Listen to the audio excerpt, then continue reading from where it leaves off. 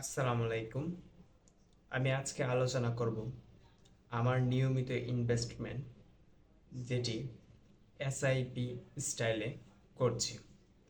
আপনারা জানেন, অনেকেই একটা আর্নিংয়ের একটি অংশ স্টক মার্কেটে ইনভেস্ট করতে চায়, কিন্তু বুঝে উঠতে পারে না কোন শেয়ারটি কিনতে হবে এবং কোন পদ্ধতি অবলম্বন করে কিনলে সেটি তার জন্য লাভবান হবে এবং সেই ইনভেস্টমেন্টটুকু আমার ফিক্সড ডিপোজিট অথবা ডিপিএস এর থেকে বেশি আর্নিং আসবে কিনা সেটা নিয়ে সন্দেহ থাকে। সেই সন্দেহের একটি চ্যালেঞ্জ নিয়ে আমি নিয়মিত ইনভেস্ট করে আসছি আপনাদেরকে তুলে ধরার জন্য, যে এখান থেকে কেমন রিটার্ন পাওয়া যায়।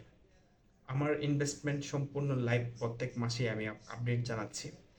এই মাসের জন্য আমি একটি স্টক সিলেক্ট করেছি এবং তার আগেও দুইটি স্টকের মধ্যে আমি প্রত্যেক মাস শেষে একটা অ্যামাউন্ট ইনভেস্ট করছি।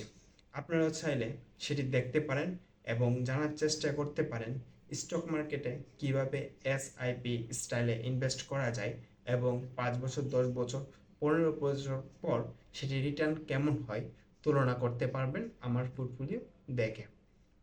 চলুন আমি স্ক্রিনে নিয়ে যাই। দেখতে পাচ্ছেন আজকে আমার বাই ট্রেড।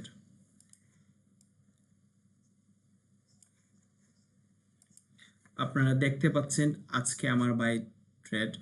আমি আজ আইটিসি বাই করেছি এবং আমার খরচ হয়েছে অ্যাভারেজ 38 টাকা 40 পয়সা এবং শেয়ার সংখ্যা হচ্ছে 260টি।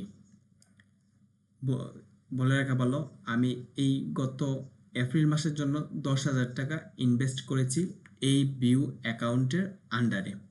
আমার প্ল্যান হচ্ছে প্রত্যেক মাসে 10,000 টাকা ইনভেস্ট করা এবং এটাকে লং টাইম হোল্ড করা। তার আগে আমি যেসব স্টক কিনেছি, একটি হচ্ছে ব্যাড বেসি।